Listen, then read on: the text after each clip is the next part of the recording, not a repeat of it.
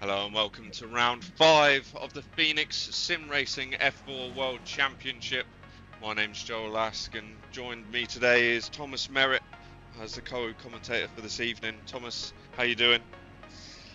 I am doing very well, thank you. Coming off of a promising first round of my real-life racing in the BICC Fiesta Junior Championship with a pole in 2 seconds. So yeah, I'm on a bit of a high at the moment. Yeah, I was going to say, talk us through that, because some great results over the weekend for yourself. Let us know how it went. Yeah, it was a very good way to kickstart my championship campaign. Started off with a pole position by about 7 thousandths, I think it was. We had another 5 tenths in it, but unfortunately that time got deleted because of track limits.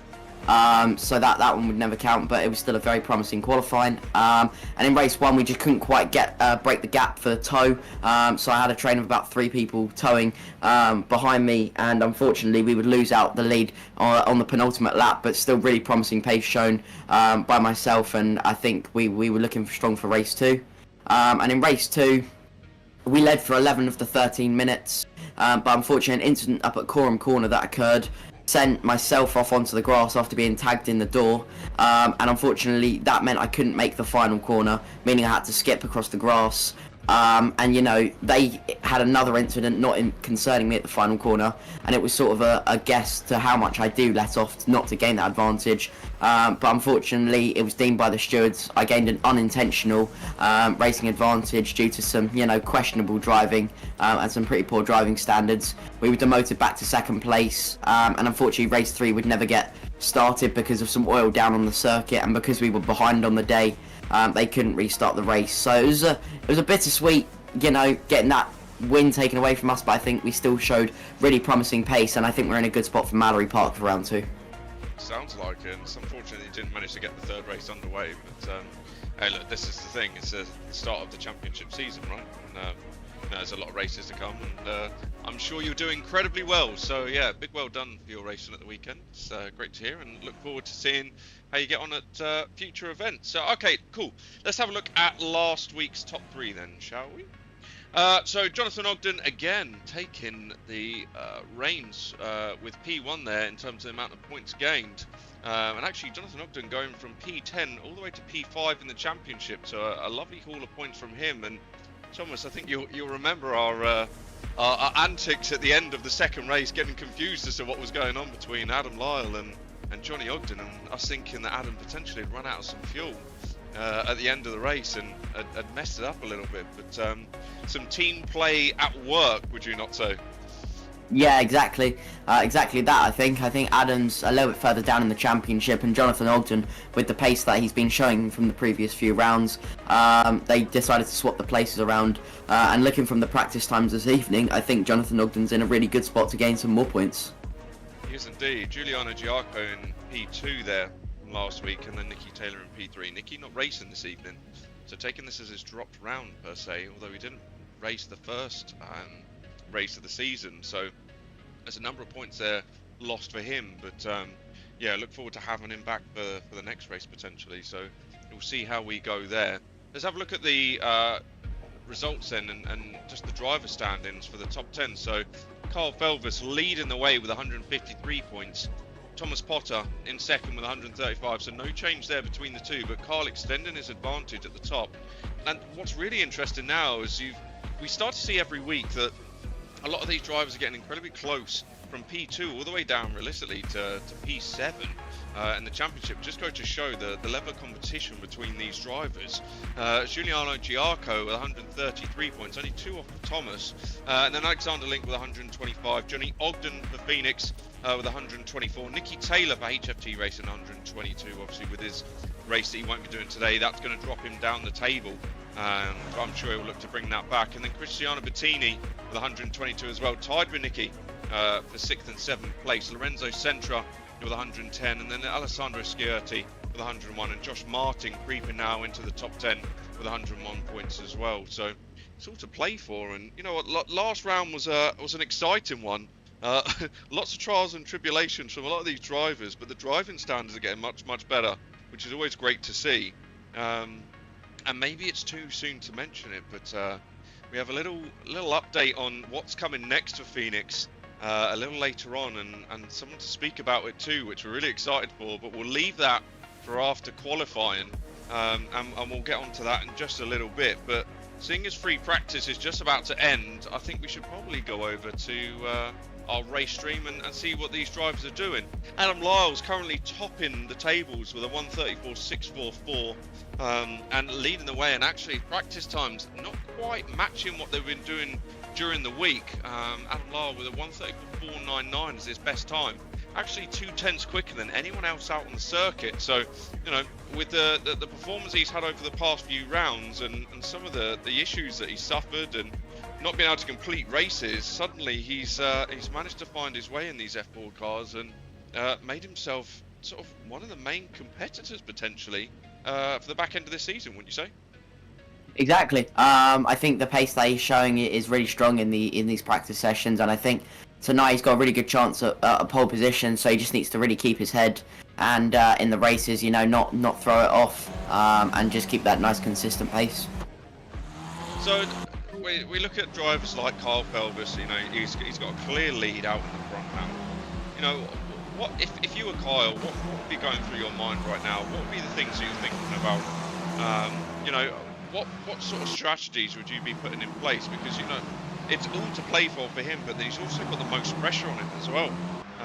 And he's really going to have to figure out how to navigate some of these drivers, and the first grid race. I mean, as we look back to the last round, obviously getting wiped out in the second race, you know, obviously a loss of points for him. And, you know, how do you come back from that?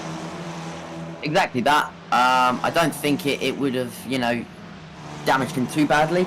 Obviously, it is a big hit in the championship, but with that points buffer, he can sort of afford that one mistake or those two mistakes. But it's something certainly he would not have wanted. And I think going into this round, it's just about staying out of trouble and banking those points. You know, it's not always about going for the win all race. It's about banking those points and maybe getting a third instead of a second, or going for a top 5 instead of 2 wins and potentially throwing it all away. Yeah, definitely. And I think one thing to think about, especially with Zandvoort itself, is what we've seen from practice times, and something we discussed earlier, is potentially that, you know, you've really got to manage these soft tyres around the qualifying lap. It's almost a bit like Formula 1, and seeing how these tyres perform, especially in the first sector. If you push a little bit too hard right at the start and through the first sector, then sectors 2 and 3 actually suffer quite a lot. And it's just whether you can be consistent and, I suppose, easy on the tyres per se to get them to last the lap, because at the moment it doesn't look like these tyres are managing to hold on. So, you know, there's an opportunity for potentially anyone to put it on pole. One thing I will say is that there's a couple of drivers that aren't racing this week, and obviously Nicky Taylor was one that we spoke about. Obviously Vince Chan was another one that isn't racing this evening. So a slightly smaller grid, but again, that makes it a little bit more competitive for the reverse grid race. Exactly that. And I think looking from practice times, the grid's really been shaken up here. We see a few drivers starting their quali laps now. It'll be interesting to see where people sort of stack up compared to last rounds, and if there's a few sort of odd drivers in there that could really mix up the races. So tell me, who is your money on for qualifying? Because I know who my money's on, but who's your money on? It would have to be Adam Lyle, because his pace has been really good in practice. And he was mentioning before the stream that he potentially didn't want to show other drivers what sort of pace he'd unlocked in over the week's testing. And I think it's going to be really important for him to just get that banker down and then start building from there. But we can see here that he's already building that gap to Jonathan Ogden behind. And this is the first flying lap, and he's starting to, you know, just build that gap and push away. So it'll be interesting to see what sort of first laps people can lay down. I suppose, look, we're midway through the championship now. We're at that point where, you know, strategy is key. We've already started to see teams working together now and favouring certain drivers, which we spoke about from the start of this championship, where they'd always have that preferential driver that they're going to look toward to really nail down for points throughout the season. But, you know, when you look at the likes of Adam Lyle, you know, with the difficult runs that he's had over the past couple of races, to be able to unlock that sort of speed that he's doing, and like you say, potentially not showing his true pace is actually Adam Lyle comes across the line now with a 1:34.3, so quicker than his practice time already by well over a tenth and a half. So he's clearly got some pace there, and it's whether anyone's going to be able to match him. Yeah, I mean, looking from that, the gap's already 2/10 compared to the rest of the field, which in this championship, it may not seem like a lot, but in this championship, that is a huge amount. And this field is quite spread out tonight compared to other rounds. You see a second separating the top 7 so far, and obviously people will be getting those times down with 5.5 minutes left on the clock. But it's really interesting that gap has sort of spread out, and the WRT drivers not really laying down their 1, 2, 3 pace that they had originally, sort of second, fifth, and below. So, but you know, we don't see any Carl Felvis at the top currently. I think Alexander Link is the only one that's really been coming into this round with similar pace to what he's shown before. So it'll be interesting to see what other drivers can lay down some good times here, as we see Jonathan Ogden on a really good lap, potentially going to get himself higher up the field. Yeah, and I think that this is one to discuss, right? Because we've got to speak about, you know, ballast, and you know, Carl's been suffering with that, and you know, I suppose it's track specific per se, where you know some tracks will favour the weight and the ballast, and some tracks won't, and actually it will impact you quite heavily, especially in terms of understeer and tyre wear and tyre warm up as well. So, you know, it's a tale of two halves with this one. It's one of those situations where you almost don't want to be at the top of the championship for the whole duration, really, more than anything. You almost want to sit sort of P3 to P5, take a little bit less ballast, and then as long as you're scoring consistently towards the back end of the season, you can sort of make it your own and come in and take the win. But yeah, Carl not quite in the position that potentially he wants to be. But again, this is a trade-off, right? You know, he's focusing a lot on his iRacing. He's doing a lot in regards to that, and really climbing the ranks there. So, you know, he's got to be able to split that time between the two.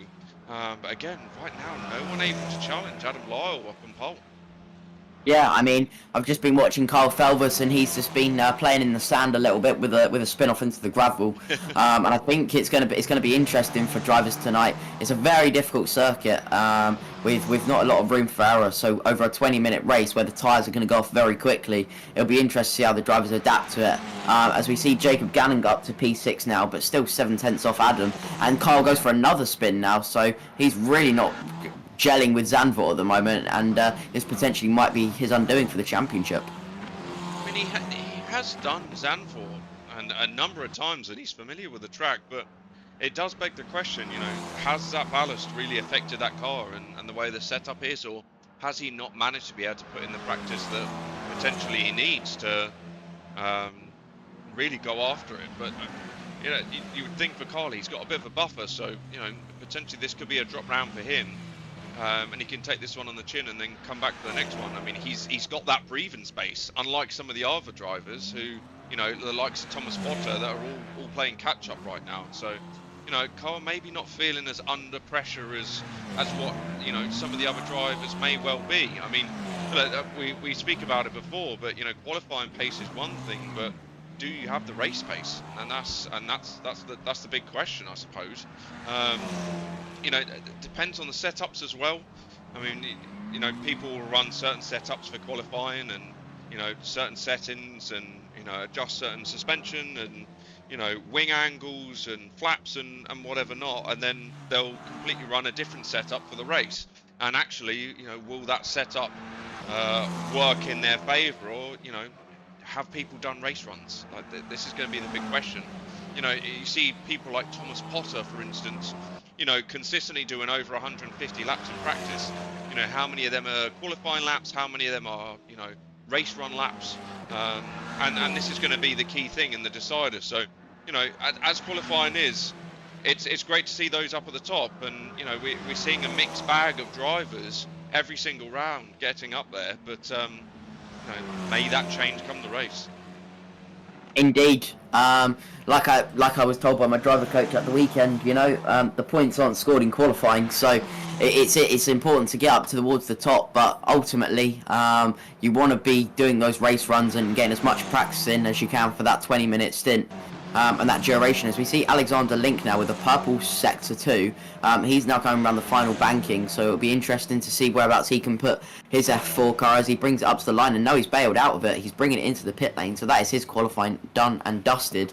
Adam Lyle with a best sector 1, but slightly off in sector 2, so as he comes up towards the line, is it going to be an improvement? It is not going to be an improvement. He stays whereabouts he is. Giuliano Giacco only P9, so some real different drivers mixing it up now at the front. Jonathan Ogden's really not had an ideal qualifying either, as he's P12 at the moment, so he's got to try and unlock some pace from somewhere, so it's really interesting to see. I think this is the thing, and it's starting to show now. I mean, if you're looking at the on-screen display here in regards to sector times, you're looking at drivers here going purple sector 1, so they're all lighting up the timing screens for sector 1, but then sectors 2 and sectors 3, it looks like the tyres are just going off and just can't hold on to it.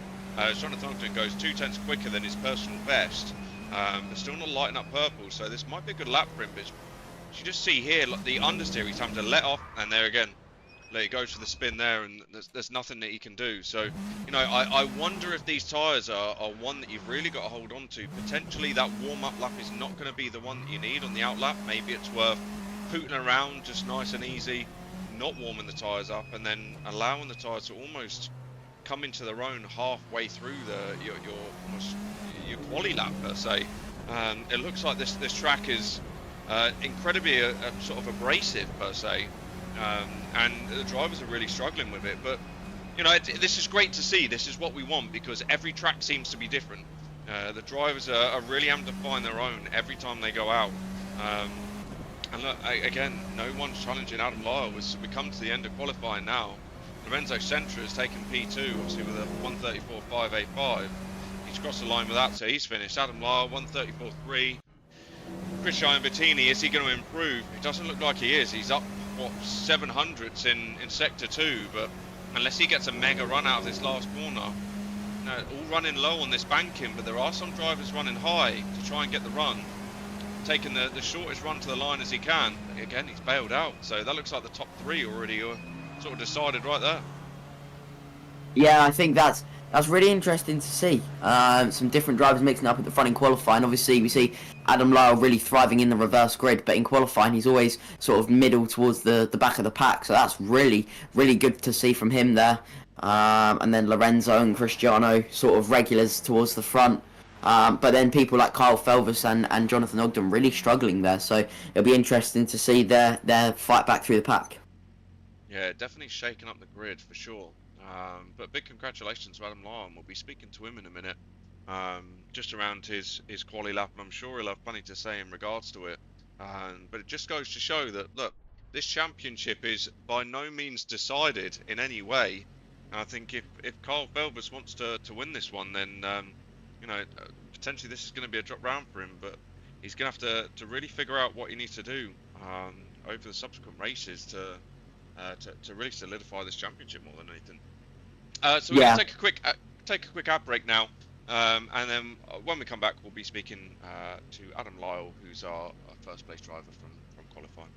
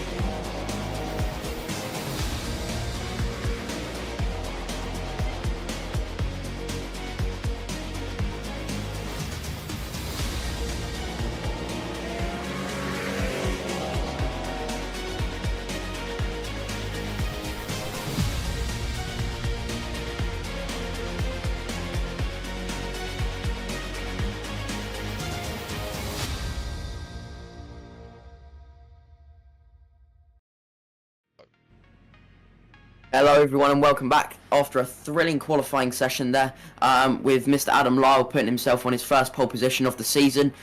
Joined with Adam now. Adam, that looked like a spectacular qualifying from yourself, and you were just saying there was even more time in it, but unfortunately you ran out of time.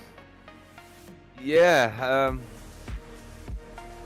just seemed to have clicked well with this track, and hopefully this is the start of my season now. Bit too late, but hopefully. Well, indeed, you're in the best place to kickstart it, and you were saying you really enjoy the track. Is there any particular points you enjoy of it, or is it just the all-round nature of the circuit? Everything. I just, the whole track. It's quite a challenging one, I think, especially for the lads with ballast. But luckily, I've got 0, which helps. So yeah, I've only ever done one race here before, and I was good in that as well, so hopefully I can carry this forward. Certainly, and going into the race, obviously starting on pole position, got to be a few nerves there. Is there anything you're looking to do? Is it just staying out of trouble and banking the points, or are you going for the outright win? If you've been watching the previous rounds, probably just not been it, if I'm totally honest. I've been struggling with spinning the car as soon as I get the rear tyres lit up in the light lap ones and that, so just got to take it steady, get them warmed up slowly, and keep her on track.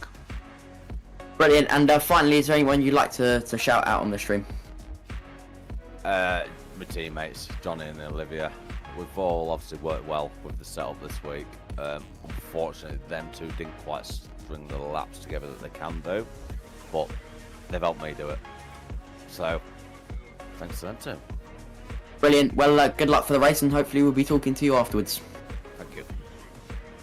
There we have it then. Adam Lyle on pole for his first time in the F4 World Series, and long may it continue for him. Obviously, he's found that competitive edge in his setup, and obviously been working on it quite a bit to get himself in the position that he needs to be.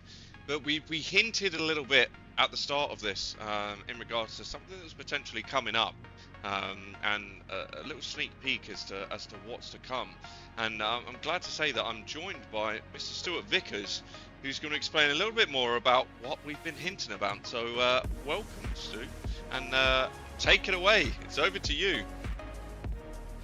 Oh yeah, the next championship we have coming up after the F4s is the PSR Continental GT Challenge.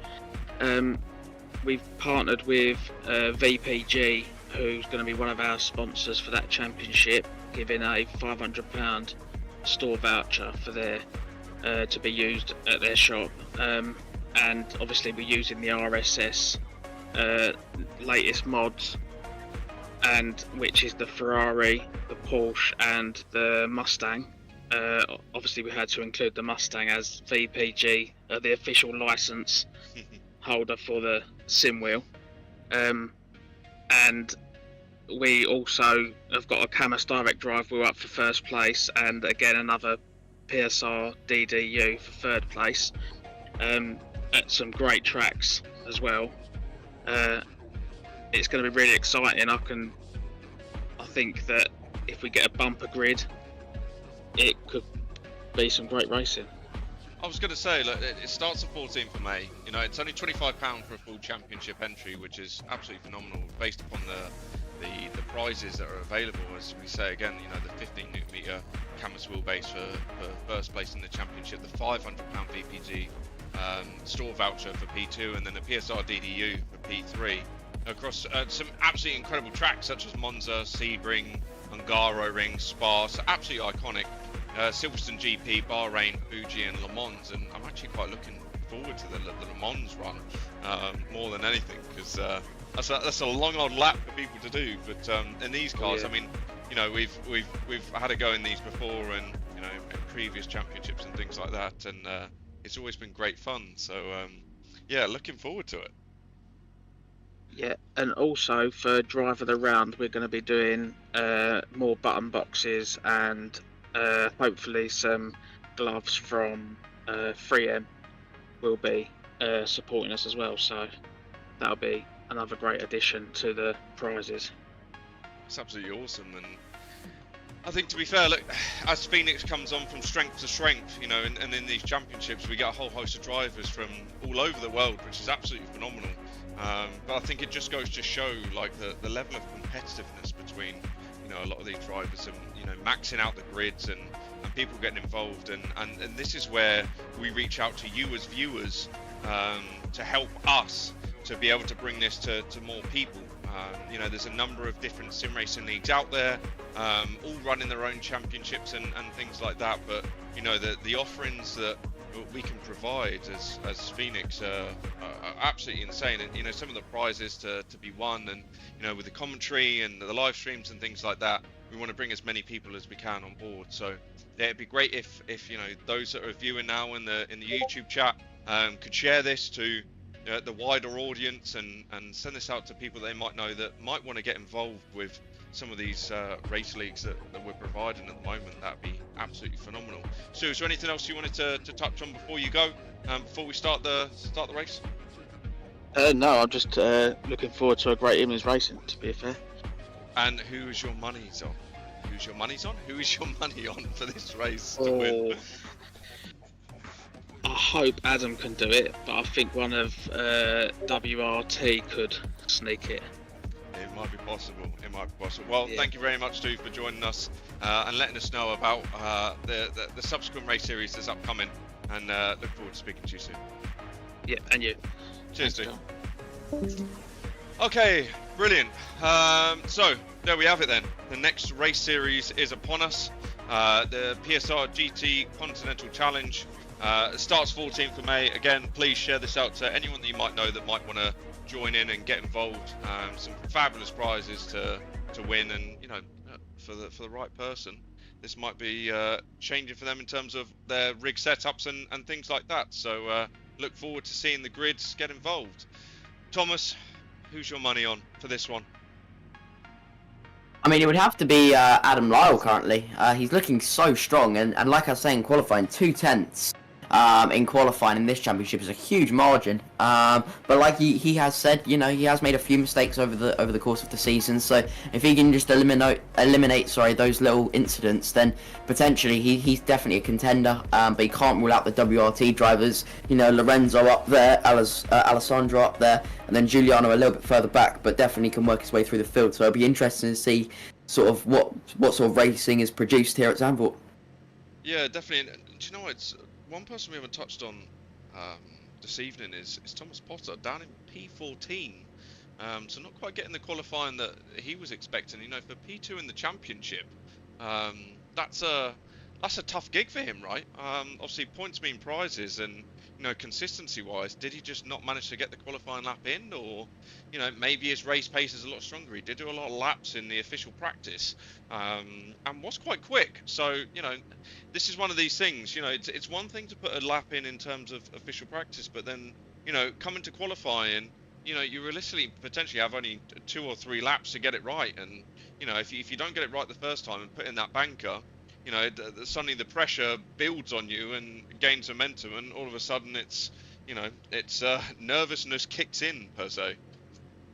Yeah, 100%. This is such a high stakes pressure environment, these races. All little mistakes matter, so it'll be interesting to see for Thomas. Obviously, he's had a few of these races where he's working his way back from the back of the field, and he's thrived really well. But with only 20 seconds left, we wait for the lights to go. Absolutely fine, and, you know, I'll let you take the start of the race here, as the lights are about to come on. So here we go. We have 1 light, we have 2 light, 3 light, 4 light, 5 light, and 6 lights, and the lights are now out. I think there was a few jump starts there, interestingly. Adam Lyle has gone absolutely nowhere. So we will wait and see as we go into turn 1. But there's a massive crash in the background. Someone is rolling. There's a huge pile up. I think Thomas Potter's involved in that, potentially Carl Phelps as well. That's really not good. And Jordan Osborne was the one with the big accident, but he has continued, luckily, and we all go about our business. But yeah, an interesting start there. I was going to say, I wonder if Lorenzo Centro actually jumped the start there. It looked like he did before the last light went out. So potentially a jump start penalty for him there, and that will be an automatic drive-through for him if that's the case. So keep an eye on this one. But Adam Lyle thinking, you know, hang on a minute, you might have jumped the start, but I'm game on to chase you down, as he's only 2/10 behind him and sat on his bumper through his runner as he goes for the inside move and dives up the inside and takes P1 with makes it look easy per se. And here we go. I mean, this is it. You know, Adam Lyle had the pace in qualifying, but this is now his opportunity to prove that he's got the pace in the race trip. 100%. That was a fantastic move there, really opportunistic. And Adam Lyle is not hanging about. He is not hanging about. As we see Cristiano in P3 now putting Lorenzo under all sorts of pressure. But Adam Lyle with a nice healthy gap now, and Alexander Link all over the back. So this is turning into a three-way dogfight, while Adam is currently just cruising, building that gap at the moment with 18.5 minutes to go.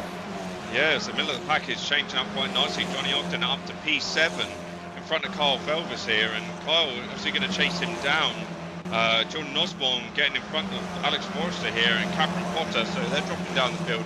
Thomas Potter down in P16 after that incident at the first corner, so a lot of time to make up for him, and already 12 seconds off the lead. So that's not the ideal start that he wanted, but with his sister in front of him, maybe she'll let him gain the position. Big lock up from him into T1. That's not what you want from a P2 start in the championship. Yeah, it's really not. It's really not an ideal start, as we see Adam Lyle now with 1.2 second gap only after half a lap of leading. So he is really pushing his tyres at the moment. It will be interesting to see if he drops off towards the end of the race, where he is absolutely flying at the moment, really putting those pressure on, really putting a lot of pressure through those tyres. And sort of, you know, Cristiano and Lorenzo and Alexander Link still in that bit of a dogfight. And then we have Tabaroni and Giaco not too far back, with Ogden with a really good start, gaining all those positions. I think it was 5.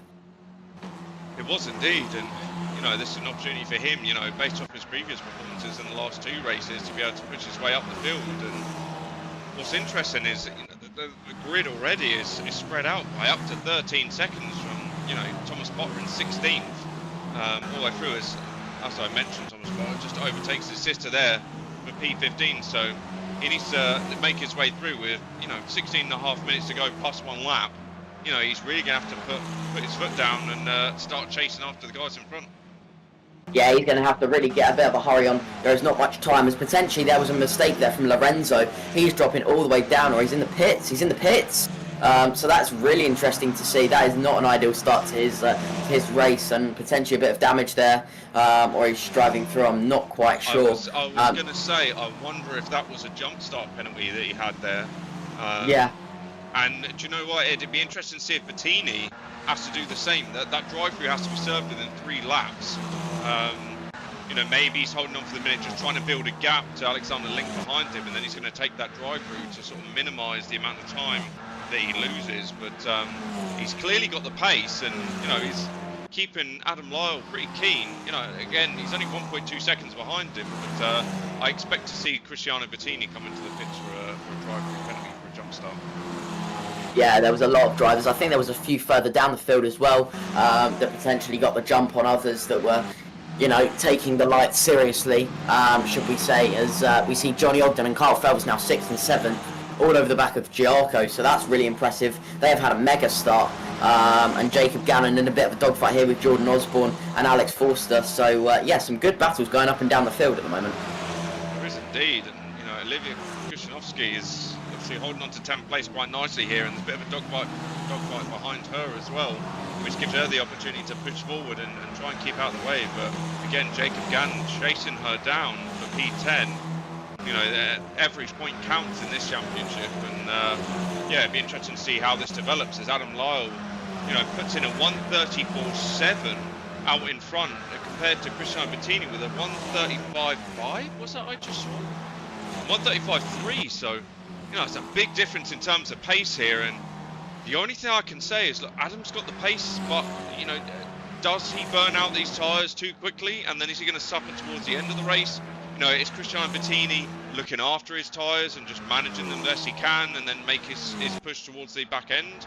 You know, I suppose we won't know till the last couple of laps of the race, but Adam is on an absolute charge. He really is. 1.6 seconds off the 3 laps is nothing to be sniffed at, as he's predicted now for a 34.5. He's absolutely flying with race fuel in currently. As there's quite a big gap now to Alexander Link, and the field's sort of opening up. Johnny Ogden still being pressurised by Carl Felvis. And then some battles going further down the pack as well. But, you know, the field is starting to spread out, and this was potentially where people are using those tyres like we saw in qualifying and practice. It'll be, you know, the ones that save the tyres at the beginning of the race that then come through in those final 5 to 10 minutes. Yes, indeed. And it'd be interesting to see who in the YouTube chat,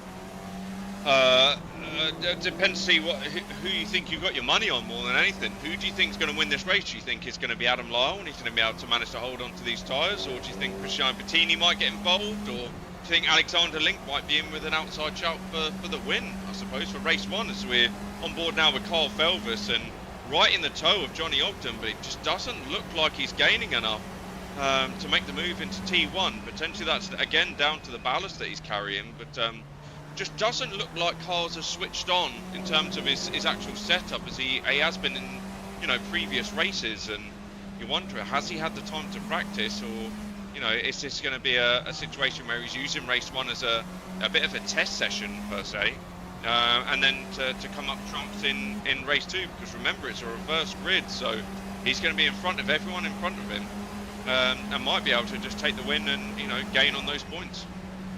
Indeed, but I mean, even saying that, he's still putting Johnny Ogden under huge amounts of pressure. As Johnny Ogden in the gravel now, and he's made that mistake, and Carl Phelps is through into P6 straight away. So yeah, a swap around there at the front. And he's very sideways. I think there was a little tag there from Johnny Ogden, potentially. Held as well. But that was extremely well held. And I think another thing to touch upon is, you know, there's no Nikki Taylor this evening, so potentially they haven't been able to share setup and data, etc. And that potentially could be holding him back. You know, a single team driver in this championship is extremely tough. But even with that, he's still putting on a staggering performance in P6, and this is what, you know, having an advantage in the championship just allows you to you know, not take your foot off the throttle, but just sort of relax a little bit and just bank the points rather than go for the outright wins. Yeah, definitely. We're on board. Oh well, I say we're on board, but we're viewing Johnny Ogden at the moment. Obviously, he's lost out on the gravel there and put under a little bit of pressure from Kyle, so I'm sure he'd be kicking himself for that. But now chasing down Sciurti for P7. And look, Johnny Ogden's done incredibly well over the past 2 race meetings that he's been in. You know, scored maximum points across them and moved himself up to 5th place in the championship. Potentially Zandvoort's just not the one for him, but it's quite interesting to see the difference in lines the drivers are taking, especially through that last corner. Some drivers taking to the outside of the bank and running right up alongside the wall. On the left-hand side, and some taking incredibly tight. It's, you know, what gains you the most time, I suppose, more than anything, is we've got 11 minutes left to go of this race. You know, Adam Lyle 2 seconds out in front and making this look almost easy per se compared to the previous races that he's been in. You know, is Cristiano Bettini going to be able to challenge him?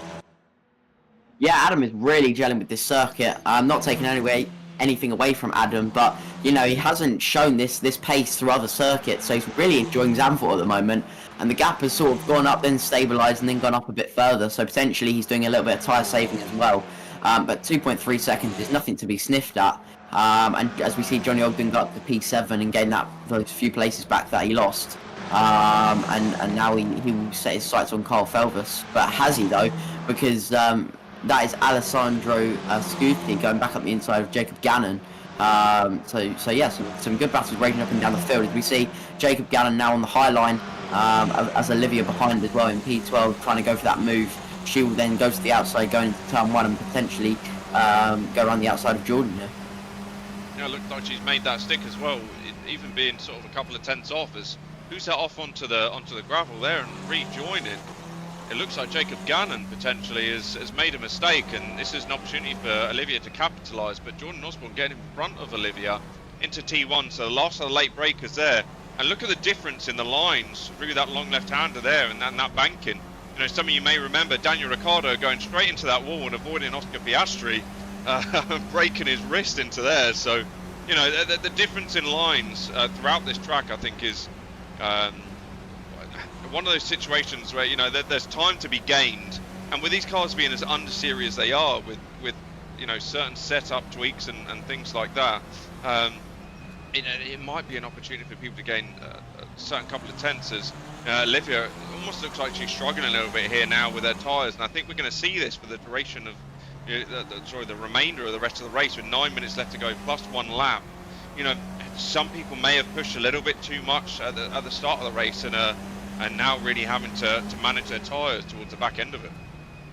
Indeed, and I thought this was what was going to happen with Adam Lyle, but he is not hanging about. The gap is now up to 3 seconds, so clearly his tyres are still working absolutely fine with 8 minutes remaining on the clock.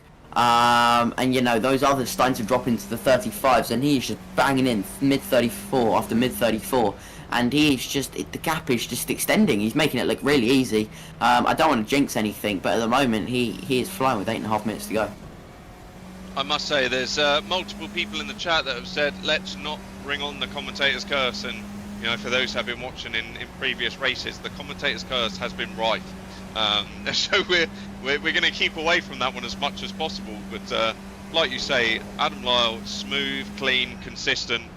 He really is making this look easy. I mean, a little bit of a twitch of the wheel there, but you know, nothing to be sniffed at. You know, this could be an easy win for him, and you know, maybe some tracks suit certain drivers, and you know, Adam did allude to the fact that, you know, this was one of his favourite tracks and one that he gelled with much more than the others. So, you know, this could be an opportunity for Adam to take a nice points haul, especially out of the first race, but not only the second as well, and sort of propel himself up through that championship standing. Because look, everyone is so close throughout this championship grid. That, you know, you can go potentially like Johnny Ogden has from 10th to P5 in just one race, you know, and that's not, well, that is accounted for drop scores as well. So, you know, it'd be interesting to see what he can do here. But yeah, I'm at that point now where I'm sort of thinking, you know, with the times that Adam Lyle is popping in every single lap, he's untouchable. Yeah, at the moment, it is looking exactly that way. The gap is up to over 3 seconds now. As we see, you know, Giuliano Giarco, Carl Felvis and Johnny Ogden, your championship contenders, just dropping away here. As we see, is this Olivia coming into the pits? No, she's just going slowly on the apex. Oh, that's defending from Thomas Potter, trying to break that toe. Thomas Potter he thought about going for a move there, but he's going to think better of it, and he's going to tuck him behind and potentially set her up for after the bank hairpin. Yeah, but then you look at Olivia, she took the inside line. You know, Thomas took the outside line and went high along the banking. And actually, Olivia got such a better run than Thomas. She went for the inside defensive move, but actually didn't need to. Potentially lost, you know, a little bit of time doing that. But, you know, Olivia's on a charge here in P12. And it's great to see her coming on leaps and bounds and really understanding this car and how to set it up. And, you know, at the end of the day, like, this is Olivia is one of these people to watch out for in subsequent race series. You know, she's working her way up the field and doing incredibly well. So big props to Olivia for what she's doing. But you've got to say, for Thomas Potter, he's really struggling this round at Zandvoort, and I think from looking at the YouTube chat as well, you know, his setup's just not there. You know, after 150 laps, not managing to get that setup in the right place. You know, it makes you wonder. One of these situations where there's a little bit of contact between Thomas and Olivia there. Thomas a little bit late on the brakes and really pushing her along. You know, what do we need to do in order to get these F4 cars in the right place? And you know, Thomas has obviously not found that perfect setup for him as he has found in previous races. Yeah, you really have to find the sweet spot in these cars. It makes such a difference. As we see Adam Lyle in P2, 6 tenths behind. What has happened there? That is a big shock to the system, as he was 3 seconds in the lead. Yeah, that is correct. Cristiano Bettini now leading. So it'll be interesting to see if Adam can get back. But what has happened there? That is almost unheard of. I mean, I don't want to call it the commentator's curse, because we didn't... I say we didn't curse it, but we might have. But maybe a mistake there. We definitely have missed that, unfortunately, as Olivia as well, down to P14. So obviously she's made a mistake there too. Adam Lyle, obviously, he must have dropped it somewhere. That's the only thing I can think of. But it's going to be interesting to watch now, to see, obviously, given Adam's pace, you know, being potentially 5 tenths quicker than anyone else on the circuit, is he going to be able to make that that sort of gap back up to Cristiano. He's obviously in the dirty air in the wake of the car in front. Now, is he going to be able to just sail back past again and make it stick? You would think so, but obviously he was using those tyres to full advantage, thinking that this mistake would not come. So it will be interesting to see if he does have the pace left in him to go after Cristiano. I mean, he's in the tow with a good amount, 3/10. As we see Johnny Ogden go back past Kyle Felvis. But is there a move coming into turn 1? The gap's down to 2/10. Under a tenth going into turn 1. He's going to go for it. No, but Cristiano is late on the brakes, not letting Adam through. And this is going to be an absolute dogfight for 4 minutes, where Adam Lyle just getting in the full mirrors of Cristiano Bettini right now, trying to put him off and get that P1 back after he's worked so hard for it. I was going to say, you know, it's one thing to be the hunter, but to be the hunter is definitely the better position to be in. And you know, it's clear that Adam Lyle's definitely got the pace on Cristiano Bettini. Almost sold the dummy into T1, and I think that's what Adam was going for, and was hoping that Cristiano was going to leave the door open, but didn't. So he's obviously thought better of that, and now Adam's going to have to rethink his strategy here and think, you know, I need to tuck him behind him and either drag him down the straight or wait for him to make a mistake, as Cristiano Bettini does, and gets it really sideways into that right-hander, and that's allowed Adam to get right up onto the back of him. I'm just going to move over to the YouTube chat here. So Thomas Potter's dad here, he needed more help with his setup. And this is one of these things. These cars are so finite in terms of setup and getting them right. You know, the more laps you do, the better they become. But Adam Lyle now diving up the inside and then going to the outside round the left-hander there as they drag it out. And I think this was almost inevitable with Adam's pace. You know, he's made it stick, and now it's his opportunity again to sort of out-drag Bettini and try and get out of the way as he gets down the straight. Hopefully he's not within tow, because if he is, then he's really going to struggle. But almost looks like he was weaving out the exit of that embankment there to try and stop Bettini from getting the tow. But you know, it looks like he's got it signed, sealed, delivered. Yeah, 100%. This is Adam's chance now just to build that gap out of the tow range and then just push away for the final 2 laps without doing anything too silly. You know, not make another mistake, because he doesn't have that buffer now. So this will be really important for him now. As we see Alessandro Sciurti in the pit lane, down in 17th. I'm not sure what's happened there, but that's unfortunate for himself. Johnny Ogden now up to P6. That's been a good recovery drive. As we see Jacob Gannon and Ricardo Lina, I believe that is, side by side going into the banked hairpin. So this will be a great fight now to see who comes out on top. Yes, indeed. And Cole Felvis has managed to wind his way up to P7. I know we're focused on the battle between Gannon and Lina, but I think it's worth mentioning that, look, Cole Felvis is a championship leader here, and points mean prizes. So, you know, whilst he's silently making his way through the pack with the ballast that he has, you know, he's got the most ballast of anyone in the server right now. He's doing an incredible job here in P7 just to keep that car consistent and pick up on anyone's wrongdoings, I suppose, and mistakes that happen on track. Exactly that. We've seen quite a few in race 1, especially off the start. So Kyle will just have to stay out of trouble and get as many points as he can. But has to be said, it's one of his weaker rounds here at Zandvoort. So that's not ideal for him in the championship. But luckily, Thomas Potter's also struggling. So they're sort of, you know, struggling together, and people like Johnny Ogden and Giaco and Lyle and Bettini and people like that are really coming back into it. They are indeed. And Adam Lyle there, if anyone saw, was at 1:34.6 there for him, as he built a 1.1 second gap there from Cristiano Bettini, who set a 1:35.4 on the last lap. So, you know, even with Adam's little mishap there, and we didn't get to see it, and it's a little bit frustrating to not see what happened to him. But you know, he's clearly got the pace, and I think this is really his race to lose more than anything. We've got 15 seconds plus a lap to go. You know, Thomas Potter now down in P11, so he's made his way up the grid a little bit, but he's really going to have to push potentially in race 2 and hope that, you know, he can get ahead of Kyle Felvis, because realistically he needs to be outscoring Kyle throughout the rest of this championship in the last couple of races of this season to be able to be within a chance of overtaking him for P1. I mean, this is the thing, I can see in the YouTube chat here that, you know, 27 kilos of ballast. Again, you know, Kyle's got, you know, 30 odd plus as well. So, you know, it levels the playing field. I think this, realistically, these F4s are so sensitive to the setup changes that people are making to them. you've either nailed it or you haven't. And I think it doesn't matter how many laps that you do. It makes the difference, right? If you haven't got that setup right, then sort of it's every man for themselves. Indeed, as we see, Carl Felvis now having to defend from Jacob Gannon and Ricardo Lina, but I think there was a bit of contact there potentially, because people like Jacob Gannon have fell off now. But Adam Lyle now with 1 second advantage, so he'll just have to keep it nice and clean. He's built that gap back. Last lap was a 35.6, so quite off the pace of what he was originally doing, but that's probably tyres.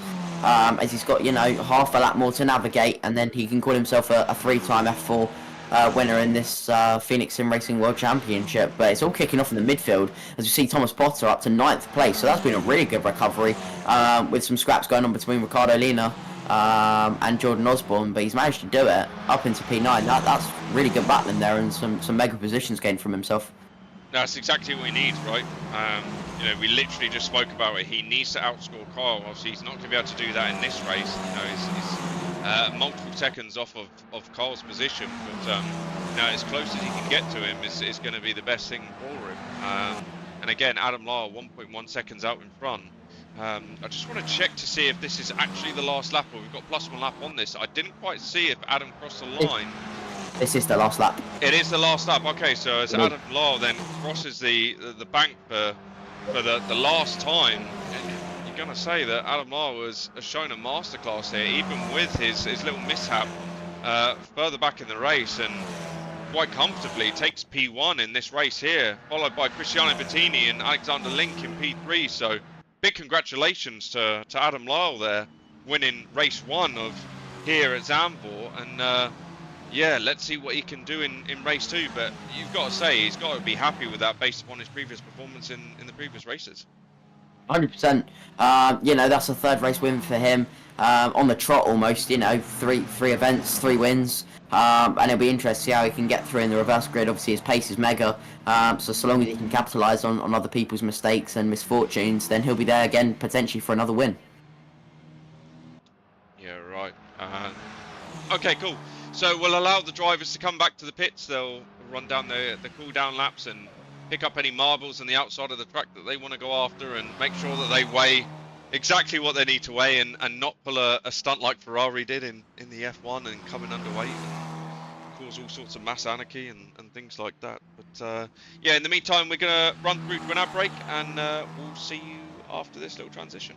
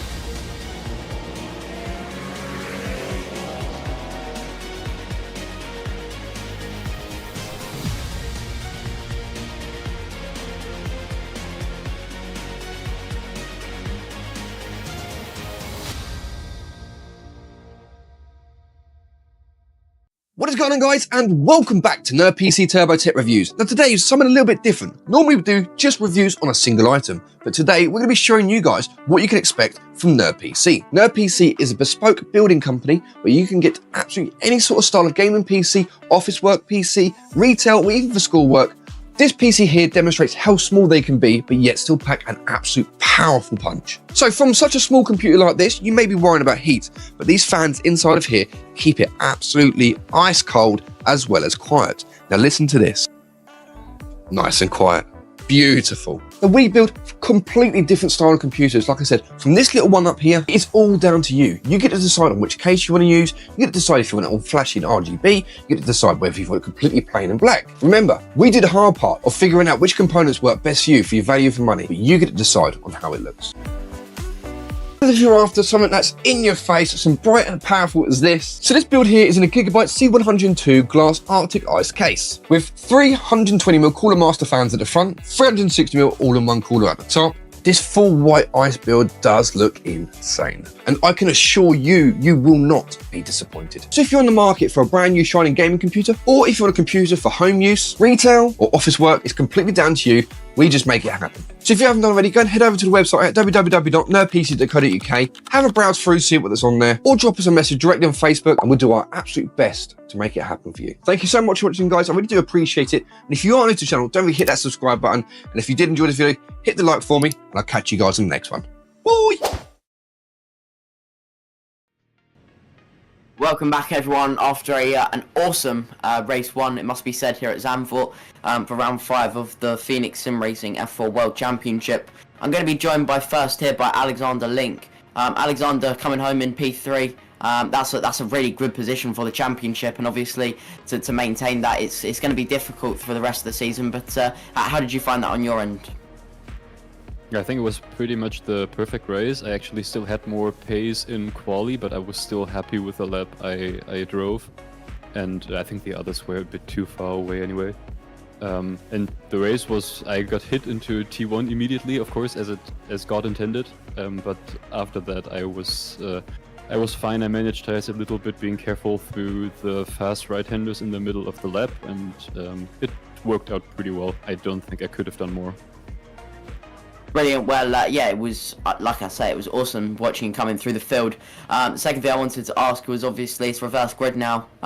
What are your sort of, like, mental strategy going into this? Is it staying out of trouble, or are you going to be full push trying to go for another top 5 or potentially podium spot? I pray that I don't get killed, and then we'll see. I don't know. I'm always going to be careful. In the reverse grid races, I haven't had that much luck with them yet this season, but we'll see. Brilliant. And finally, just a quick one. Is there anyone you'd like to shout out and thank on the stream? Yes, I would like to thank a couple of people who are following what I'm trying to do in this championship, especially my dad, who has been watching every race. It's been pretty cool to chat with them a bit on the side.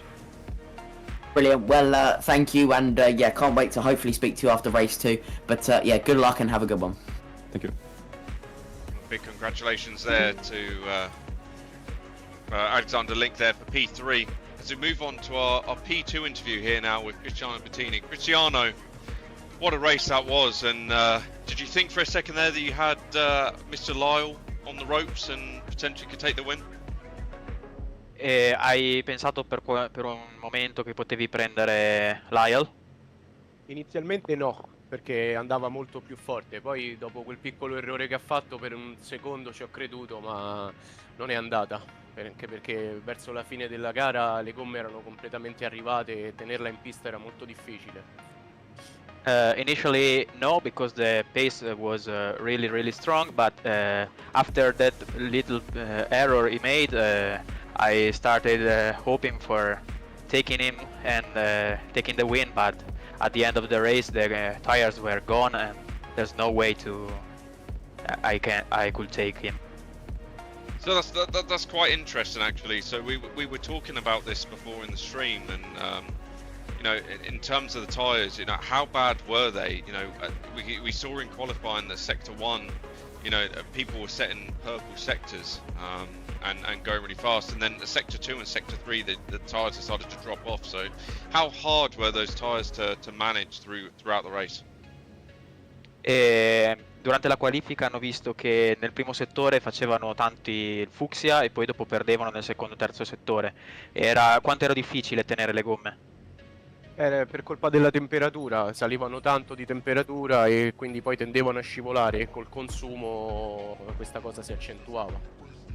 In the first sector, the tires were eating very much, and during the second and third sector, it was really tough to manage to keep the car on a straight line because it was very slippery because of the heat.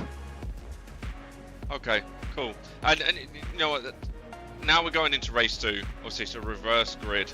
What are your aspirations, and you know, where do you see yourself at the back end of this race? Stiamo andando in gara 2 e dove ti vedi alla fine della gara? Spero più avanti possibile perché superare qui è molto difficile, vedremo. I hope for the best position I can take, but it's very difficult to overtake here, so let's see. Brilliant. Okay, well, big good luck for the next race, and hopefully look forward to speaking to you in race 2. Grazie, thanks. Thank you. Okay. Over to you, Brilliant, Thomas. and I'm going to interview your race 1 winner, Adam Lyle. Adam, that was a fantastic drive. You all gave us a bit of a scare when we saw you make the little mistake, but you managed to make a great recovery drive back to the first place. How does it feel to have your first race 1 win in the bag? It feels good. I'm not used to it. Not for a while. Yeah, I didn't think I was going to get that after that slide. But luckily, I managed to not get it fully rotated. So just to be able to, like, I see Alexander coming around the corner, I thought, I need to get out in front of him, otherwise I'd have had no chance at that. Well, yeah, certainly. And what are your sort of, you know, goals going into this one? Is it sort of go for another podium, or now that you've secured that, is it just banking the points and staying out of trouble? I don't know. I'm normally at the back for race 2, at the front for race 2, because I've had a bad first race.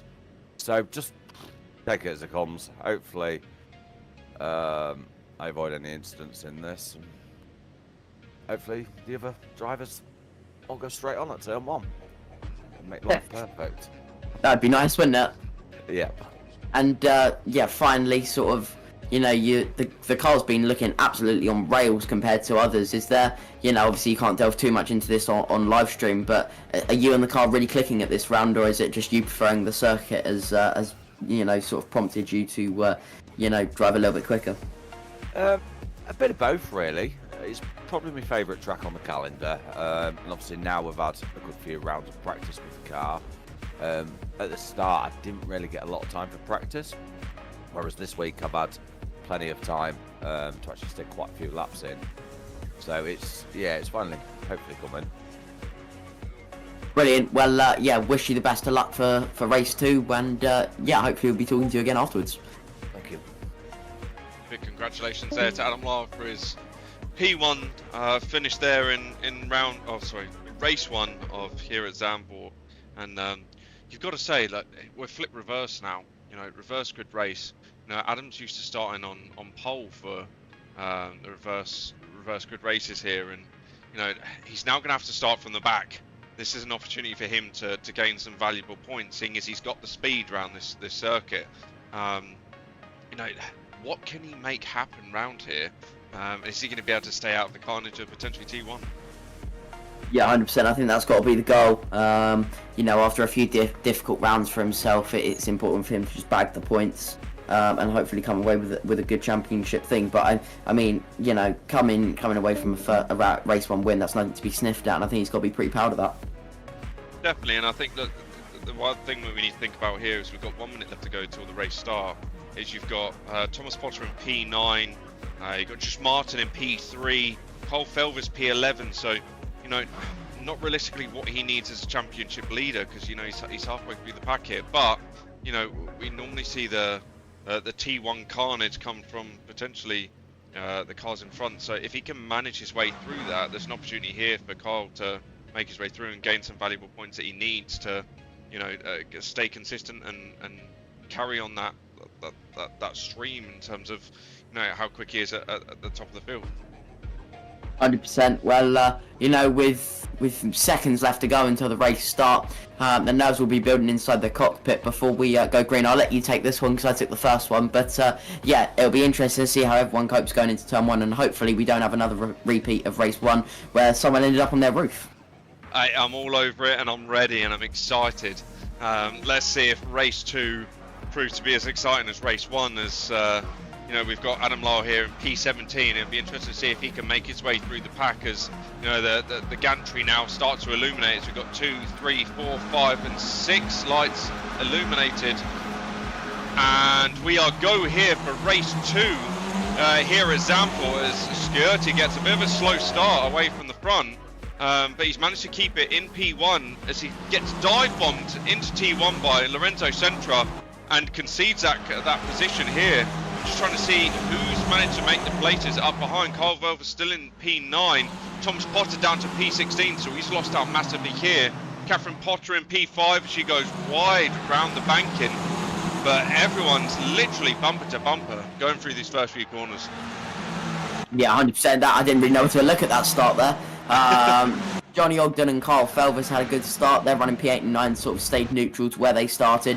Olivia looking really strong up in P4, but we see a lot of dropping back. Jordan Osborne has dropped down to P17. There's Kanji in the background. I think that's Thomas Potter again.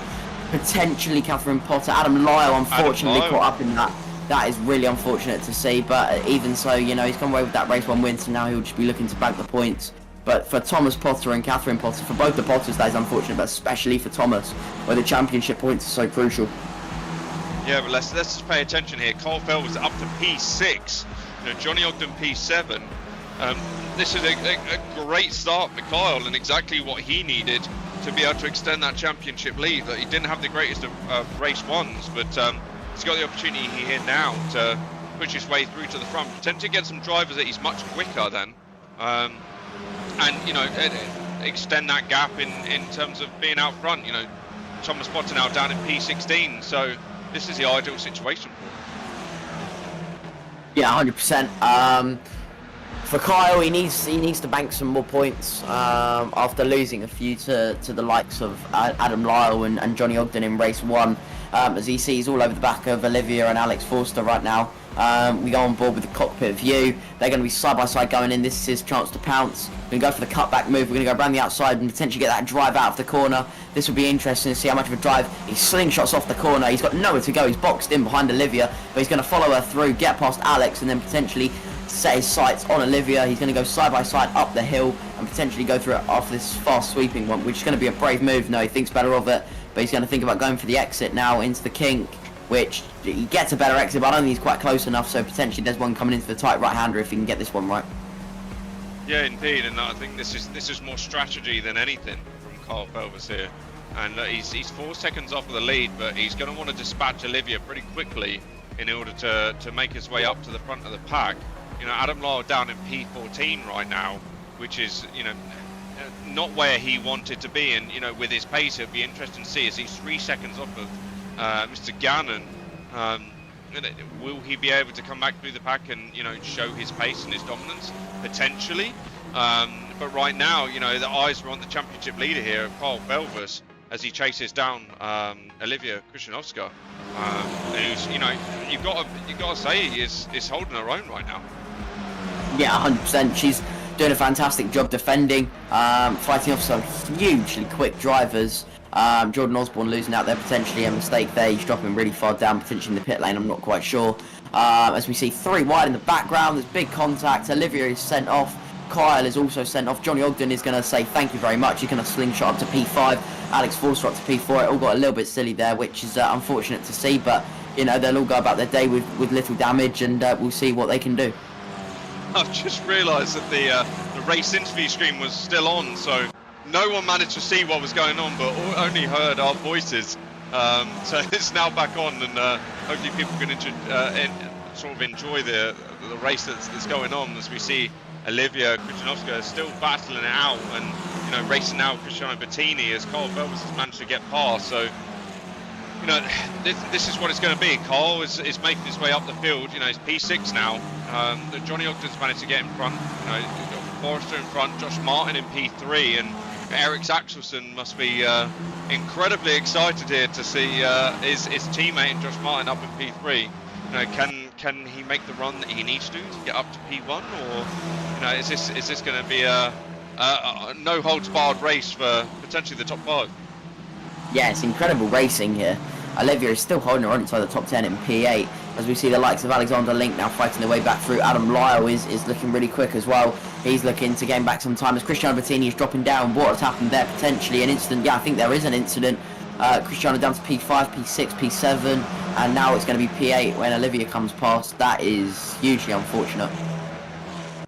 Yes, indeed. But look, this is what it is. The reverse good races, you know, are one not to be sniffed at. You know, this is a situation where, you know, you've got potentially some of the slower drivers in front, and you know, some people get caught up in battles in the middle, but it gives people an opportunity to battle with some of the faster drivers and understand their lines, you know, how they're racing. You know, even through this embankment here, you see some drivers taking the low line through there, some of them taking the high line, and actually the onboard shot that we had with Kyle Felvis at the time, taking that slingshot round the top of the embankment there, did incredibly well and slingshotted off and, you know, got the run. It was just unfortunately he was boxed in, but you know, this is still anyone's race, as we've still got 14 minutes left to go plus 1 lap. You know, Kyle Felvis now chasing down Josh Martin. You know, he is hampered by that ballast, and you know, this is something that he's got to work with compared to some of these drivers in front that haven't got any ballast at all. Indeed. It's really interesting as we get towards the back part of the season now, seeing how different people are coping with the ballast, and the people without the ballast, how they're thriving now and coming through to positions that the start of the season they wouldn't be. As Carl's putting Josh Martin now under huge amounts of pressure. Jonathan Ogden's had a brilliant race up into P4, and Alex Forster, again, someone we don't really usually see up towards the front, is running P3, and that is, you know, no ballast and a quick hands behind the wheel. It's indeed, but just take a look at some of these timings here. So Lorenzo Central with a 1:35.1, Andreas Giorti in second place of what time was that he put in? It was a 1:35.3, so 2/10 off of Centra, but then Alexander Forrester, you know, 7 seconds off of the lead here. So, you know, the front two checking out completely. You know, that's a big gap, and we must admit. And you know, over the course of the next 13 minutes, are they going to be able to bring that back in? As you know, we look at the likes of Josh Martin and Carl Felvis. You know, the battling that's going on between this mid pack here. Are they going to be able to make the moves that they need to be able to push up towards the front?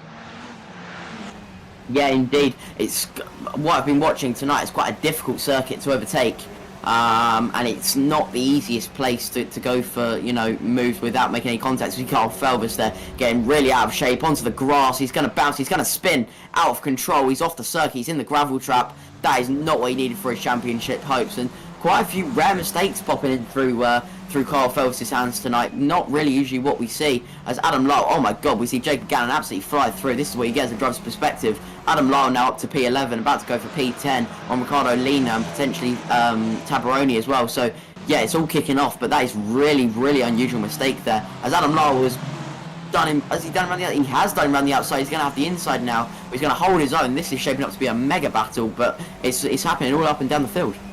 It is indeed. As we just watch going into this right-hand embankment here, just look at the different lines that these drivers take. A lot of them taking the inside line, but there's a number of drivers that take the outside line through here and try and get the slingshot. As Adam Lyle here gets an incredible run now on Ricardo Lina and says, thank you very much, I'll take P10 away from you. And it's got to be said that, you know, look, he's predicted a 1:34.6, so he's still on the pace. And you know, with 11 minutes left to go, Adam might be able to make his way up through this pack based upon his current pace to get a really good standard. Potentially not first place, but take a nice points haul out of this to propel him through the championship. Yeah, definitely. I mean, the pace he's shown tonight is incredible. I mean, no one's been able to touch him. So, you know, he's going to be working his way through the field now with a good little scrap through the field. See Cristiano Bettini putting Josh Martin under pressure now. And Jonathan Ogden, must be said, is having a really good race up in P4. No one sort of in the championship fight around him is near him. As we see Carl Felvis now drop behind Thomas Potter. And Giuliano Giacco is in the pit lane. He's DNF'd. He's out of the race. That is super a shame. As we see Josh Martin get turned now, and it's, yeah, Kyle, it must be said, he's had a few bad rounds and it's starting to fall apart for him almost. It is, but then at the same time, does Kyle see this as, you know, look, it's not the race for me, this track's not the one, especially with the ballast. You know, as much as we hate to see it and drivers DNFing, is Kyle thinking, that I'm not going to be competitive round here, the ballast is hurting me too much. Let's take this as a drop round and let's come back, you know, stronger and faster for the remaining rounds. He's got that buffer, as we spoke to before. You know, this might be a strategic move from him to say, you know, let's take 5 minutes on this one and let's come back stronger for the next race. Yeah, definitely. I think he'll be coming back stronger than ever for Nürburgring. As I see a lot of lockups going into turn one. Adam Lyle is on the outside now. Is that Olivia? Sorry, being put out into the gravel. Josh Martin now all over the back of Tabaroni, and Tabaroni is spun out of the race. This reverse grid race is kicking off as it usually does in the fashion, and yeah, that's his race sort of out the points now. And Catherine Potter struggling towards the back end as well. Thomas Potter, 12th place. He has to keep going now and persevere to try and gain back as many points that he lost compared to Kyle Felvis in race one. Yeah, look, I think for Thomas Potter right now, I think it's true where he says, right, Kyle Felvis is out of the race. Let's get my head down now and let's focus on getting as many points as I can in this race and pushing forward and trying to sort of take some of those points away from Kyle at the top of the standings. But you've got to understand that both of them are running ballast. All right, Kyle a little bit more than Thomas, but at the same time, you know, this is the thing. You know, the higher that you end up, you know, throughout these races and towards the front that you are, the more ballast that you're gonna receive. And from that, you've got to understand the car, the way that it drives, understand the understeer, and then adjust that setup to your ballast. And you know, some certain tracks are gonna work better for you, and some certain tracks are really gonna hamper your performance. I would say, and you know, I can take note from this from previous championships where I've had the same thing, and you know, I've run in 40 kilos of ballast, and actually it hurts around a lot of tracks. But there's certain tracks where actually that ballast helps. You know, in terms of, you know, weight transfer and things like that through some of the corners. So, you know, not the evening that Carl wanted, but he's got that buffer in order to come back in the next race and potentially still be championship leader. He will be coming back stronger than ever, I can assure you. He will not want to let this championship fall through his fingers here. But Adam Lyle was up into P7 now, so I've gone under the radar, stayed out of trouble. And he is pushing on now. He's a couple seconds back from Alexander Link in P6 and Cristiano Bettini. But it must be said, you know, Lorenzo Sentra and Alessandro Sciurti in P1 and P2 just sort of relaxing at the moment almost, because they've got an 8-second gap back to Alex Forster, so that is a huge gap. Which is sort of just spread out over the course of the race that we haven't really picked up on. I think this is one thing to bear in mind, right? If you look at the championship standings now, Lorenzo Sentra in P6 in the championship with 144 points as it currently stands. He's tied with Jonathan Ogden in P7. And then you look at Sciurti, who's just trying to have a look now and see whereabouts he is in the championship standings. Where is Mr. Sciurti? There he is, P10. So look, I think this is the thing. Sciurti's P10 in the championship. He's got 119 points. Mr. Lorenzo Sentra's on 144 points in P6.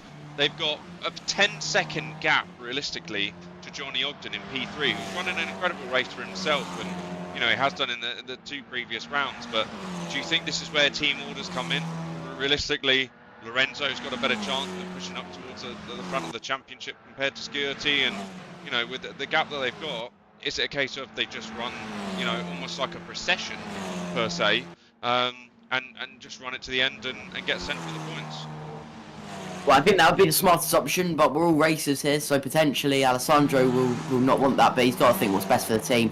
And I think what you said is definitely the best course of action, as he is closing the gap, to be fair, compared to Lorenzo. The gap's come down 7/10 in the previous two corners, so Alessandro is still pushing on. But Jonathan Ogden in P3, he's gone under the radar as well, and now in P3, that is, you know, that is incredible for his championship hopes. He's just going to be banking those points, but I don't think it's going to come easy, as he's got Cristiano Bettini all over his back, and soon I think Alexander Link and Adam Lyle, who is pushing on, will be there in due course. I mean, we know Adam Lyle's got the pace right, so we're expecting to push up with 5 minutes 45 left to go, plus 1 lap. I mean, Johnny Ogden's been incredibly consistent over the past couple of races and drove a very mature drive. And for him now, it's just banking the points more than anything. He doesn't need to win races. All he needs to do is score consecutively as he stays on the inside and sends Bettini around the outside into T1. Is he going to have the overrun? I don't think he has, and I think if I know Johnny Ogden, he's going to try and put it around the inside, which he does last of the late breakers. He's going to force Bettini out wide. But does Bettini make it happen? He does. So this is the thing.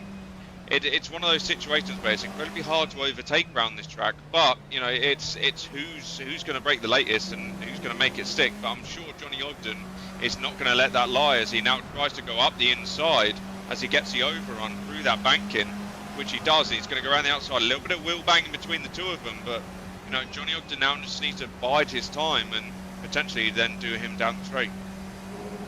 Yeah, certainly, but I mean, he has got Alexander Link and Adam Lyle all over his back as well, so he can't hang back too much, otherwise he's going to fall into the clutches.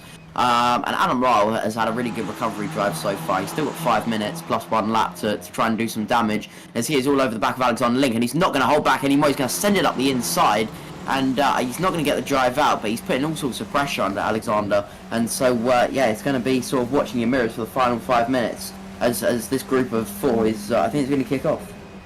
Yeah, it's one of these situations where it's a bit of a tow train, as you know. Maybe Adam there was not expecting Alexander to break as early as he did, but if he can tuck in on the back of him, he might be able to get the drag down the straight. As long as Alexander hasn't got the tow from Johnny, which looks like he actually does, as he runs wide all over that curve, nice and tight through the embankment. And here you go, you can see it already, the difference in speed now with the tow. As he tucks to the inside, he's going to make this one look easy and say thank you very much, I'll take P5. My sights are now on Johnny Ogden for P4. Yeah, that was a brilliant move there, nice and calculated and decisive. He has just unlocked pace that no one has been able to define. He's running mid-35s when everyone else is sort of 36s in the traffic. He is just not holding back. He is full push till the end now, setting his sights on Johnny Ogden, like you said. He's got a nice run out of there, and potentially there's a move coming very, very soon, as he can't hold back too much. He's got to try and get to the front of this field in under 4 minutes. Now, this is the thing we've got to think about. Johnny Ogden and Adam Lyle are both teammates. Obviously, Adam gave Johnny the win in the last race, you know, because he was further up through the championship. But is this the opportunity now for Johnny to say, actually, you know what, Adam, you're quicker than me. Let's switch positions here and let you go on and try and get that podium, because realistically, Adam's only about a second and a half of Cristiano Bettini. He's got the pace, and as I say that, dives up the inside of Johnny. I would almost say that is something that's slightly rehearsed, but Johnny's potentially not going to let him through. So maybe that's not the case. Maybe I've thought wrong, but no, he has stuck behind him.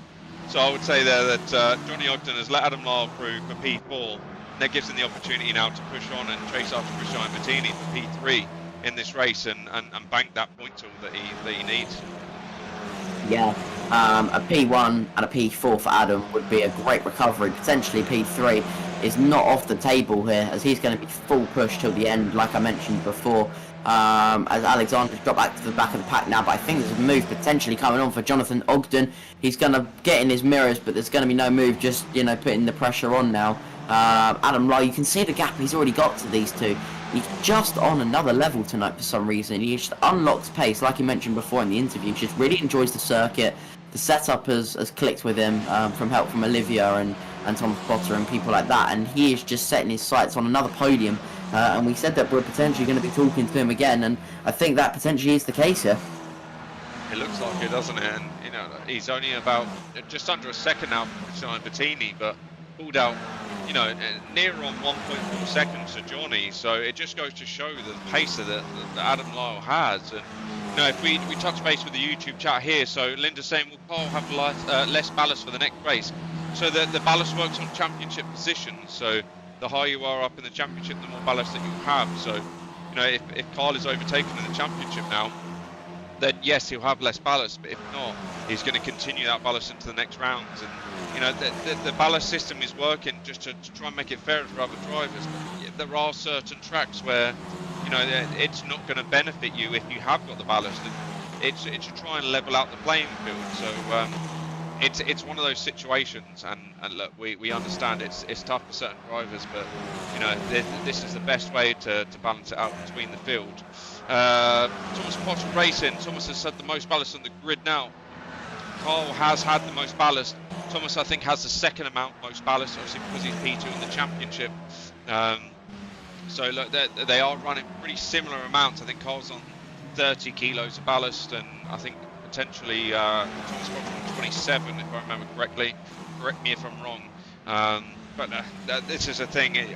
Setups are there to be adapted based upon the ballast that you have, and again, you know, looking at previous championships, and I can speak to this myself, you know, there are big changes that have to be made compared to what other people will make to get the car to operate in a way that, you know, gets you on the pace compared to others that aren't, you know, potentially running that same amount of ballast.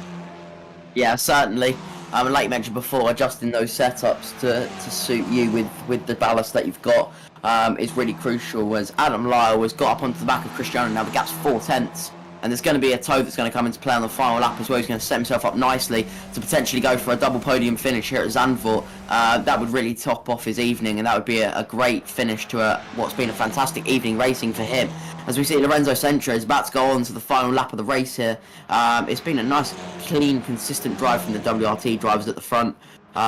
They've just been, you know, running around for 20 minutes, not making any mistakes, saving the tyres, saving the car, and ultimately just bringing home a 1-2 is the ultimate goal for these two. As we see the white flag, and we are going to be one more time circulating the Zandvoort circuit for round 5 of the Phoenix Sim Racing F4 World Championship.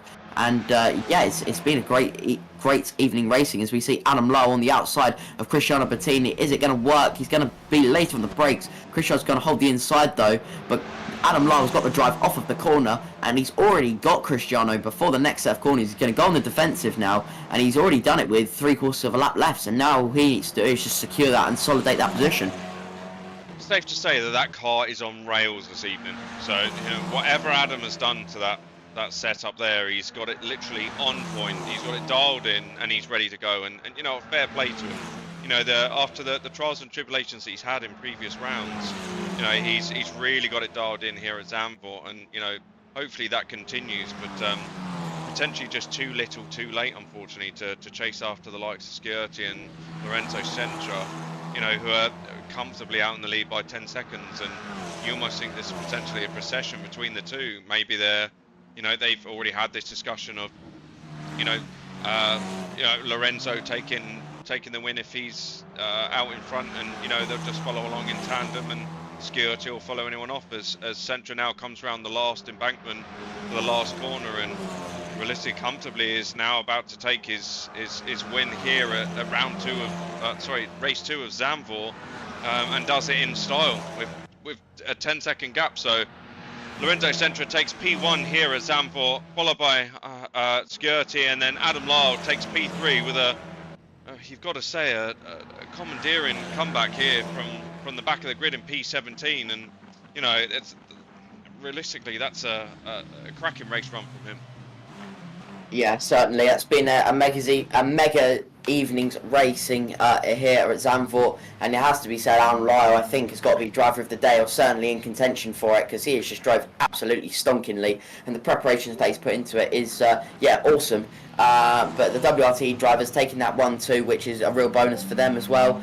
And I think it's going to be interesting to hear it from the top 3. It is indeed, and that it's one thing to note that, you know, there isn't a constructor standings in this championship. It's purely based on the drivers' championship. So, you know, as much as these drivers look to help each other out, you know, at the end of the day, I almost feel for Kyle a little bit, because he's lost his wingman in not only Nicky but also Ethan as well, and has sort of been left on his own. And you know, you can only do so much with the ballast that you've got. And again, same again for Thomas Potter in P12. You know, there's only so much you can do, and if the setup's not on point for this track, it is what it is, and you know, you can't sort of go against that. But there's plenty more races to come, and realistically, what's great to see is, you know, every race that we go into now, you know, there's different people winning, there's different people getting involved, and it's all sort of topsy-turvy throughout the grid. So it just shows how competitive a lot of these drivers are. Yeah, 100%. And it's such a close championship, and like you mentioned, there's no prizes for teams championships. So yeah, all these drivers are out for themselves. Obviously, they're going to help their teammates if they're not in contention. But yeah, it's so close between all of them. They're going to be all going for it. Indeed. So we're going to go to an outbreak now, and then we'll hear from our top 3 from the race in just a moment.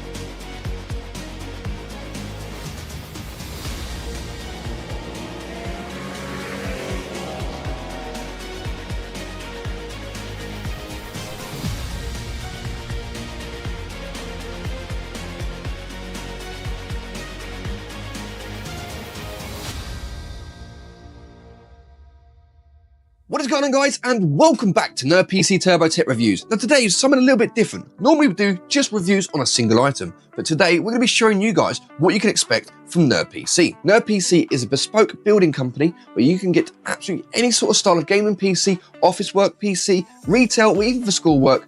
This PC here demonstrates how small they can be, but yet still pack an absolute powerful punch. So from such a small computer like this, you may be worrying about heat, but these fans inside of here keep it absolutely ice cold as well as quiet. Now listen to this. Nice and quiet. Beautiful. Now we build completely different style of computers. Like I said, from this little one up here, it's all down to you. You get to decide on which case you want to use. You get to decide if you want it all flashy and RGB. You get to decide whether you want it completely plain and black. Remember, we did the hard part of figuring out which components work best for you for your value for money, but you get to decide on how it looks. If you're after something that's in your face, some bright and powerful as this. So this build here is in a Gigabyte C102 glass Arctic Ice case with 320mm Cooler Master fans at the front, 360mm all-in-one cooler at the top. This full white ice build does look insane, and I can assure you, you will not be disappointed. So if you're on the market for a brand new shining gaming computer, or if you want a computer for home use, retail, or office work, it's completely down to you. We just make it happen. So if you haven't done already, go and head over to the website at www.nerdpc.co.uk, have a browse through, see what's on there, or drop us a message directly on Facebook, and we'll do our absolute best to make it happen for you. Thank you so much for watching, guys. I really do appreciate it. And if you are new to the channel, don't forget to hit that subscribe button. And if you did enjoy this video, hit the like for me, and I'll catch you guys in the next one. Bye! Hello everyone and welcome back after a short ad break. It must be said a carnage filled but you know, awesome race 2 there at Zandvoort. I'm going to be joined first by Adam Lowe, your race 1 winner and race 2 podium finisher after the reverse grid. Adam, you said that you were going to be, you know, just trying to bank those points, but you went all out and managed to get another podium. But first of all, talk us through that turn 1 incident. Obviously we saw a little bit of carnage backed up, and I think you were one of the innocent bystanders of it. Turn 1? Oh, yeah, I see the incident ahead. Car in front of me slowed. I slowed down, but I don't know who it was behind me. Didn't slow down at all. But yeah, so it's just unfortunate, really. But luckily, again, alright, it knocked me onto the gravel a little bit, but I was facing the right way. So it didn't affect me too bad. And obviously coming off of a mega results sort of tally here this evening. What are your sort of preparations going into the Nürburgring? Is it same again and trying to find that all-out pace, or is it sort of, have you got any tactics in preparation for it? Honestly, I hate the track. So I'm probably going to have to do a lot of practice at this one. Yeah, I think I've only driven that once before. I did get a good result, but it took many laps of practice to get anywhere near the front in that. So same again for this one. 100%. And finally, is there anyone you'd like to thank for helping you achieve those mega results this evening? Obviously, you mentioned your teammates. Did the sort of team help out at all, or what? Was there anything that helped? Did indeed. I see. I think it was Alexander and Cristiano behind Olivia, and I thought, oh yes, go on Olivia, slow down. And anyway, I managed to get past them, and then I think they both caught up to Johnny then as well. Yeah. I don't think Johnny could do too much because I think Cristiano went through the bends, and I thought he just backed out to be safe of it. But I think he let me slide, but if not, just to be sure, I did send him a little bit. Brilliant. Well, yeah, it's been lovely talking to these for these two interviews, and hopefully we'll be talking to you again at Nürburgring. All right, thank you. Thank you. Big congratulations there to Adam Lyle, who manages to score not only a P1 but a P3 in this round, and some well-deserved points scored there for him, you must admit, especially with the pace that he had. But we move on to our P2 interview now for Alessandro Schiurti. Alessandro, how was that race for you? Good evening. It was a great race. I knew Central was faster than me, and I let him pass in turn 1. Congratulations to Lorenzo and Adam, who were very fast this evening. I'm happy with my second place, and let's keep going like this. Yeah, definitely. And we saw here from the stream that potentially there was some team orders potentially going on between you two. Just talk us through that. No, not an team order. Okay, so in terms of that, then with yourself being in the position that you're in, and Lorenzo being in the position that he's in, is the WRT team working together just to build the points throughout the championship? Vale? Ti ho chiesto se praticamente abbiamo lavorato insieme per cercare di prendere più punti possibili in campionato. Sì, certo. Yeah, in the end, what mattered most today was to take as many points as possible for the championship, no? Okay, and, cool. And we work go on, together. Okay, so going into the Nürburgring, how confident are you feeling about taking some of those points away from the championship leaders? Can you repeat, please? So going into Nürburgring, how confident are you from taking the points away from some of the championship leaders? Diciamo al Nürburgring come sarà, diciamo, come ti troverai e cosa farai per prendere più punti possibili? La pista mi piace, cercherò di arrivare più in alto possibile. Yeah, you like the track, and he would try to take many points as he can. Okay, congratulations, and a big well done there for Alessandro Schiurti in P2, as we now move on to Thomas Merritt and Lorenzo Centra for the P1 interview. Well, Lorenzo, that was a really well managed race there. Talk us through how that was on your end. Looked like it was a pretty calm one, but obviously it wasn't behind the wheel. But yeah, talk us through how it was on your end. Yeah, it was to one side. It was a difficult race to not take any mistakes, but to the other side, it was an easy race without fight and other thing. At the end, we took the lead and pushed lap after lap, you know. and we managed the gap and finished the race without mistakes, and we did it indeed, and we took as many points as possible over the championship. Brilliant. And second thing I wanted to ask was how are you sort of planning on preparing for the Nürburgring? Obviously, you've had a good run of points and results. Are you looking to carry that forward into the rest of the season? Yeah, I will try to take the lead, but the points it's many to the gap of the point is too many, but I will try. Yeah, I will try to take it. And finally, is there anyone you'd like to thank you for on the stream for helping you get to this position in the championship? Yeah, I want congrats to Alessandro and the team for the setups and the work that we did to the car, and I won't say that's Goski for one of my friends. It's a challenge between me and one of my friends. Don't worry, and that's it.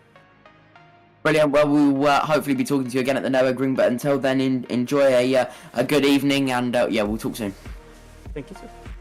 Thank you. Big congratulations there to Lorenzo Senko, who takes P1 here at race 2 of Zandvoort. And as we look now to Nürburgring next week, next Wednesday, and there's one thing to say: a lot of these drivers are putting in a hell of a lot of practice. Whilst it looks great on the stream, it's one of these things where a lot of these drivers are putting a hell of a lot of practice and perfecting setups and things like that to get themselves in championship contention. So big well done to all the drivers this evening, and thank you for everyone tuning in the YouTube chat and putting comments in and things like that. So thank you so much, and we look forward to seeing you next Wednesday. We will see you then. Thank you so much. Have a good evening.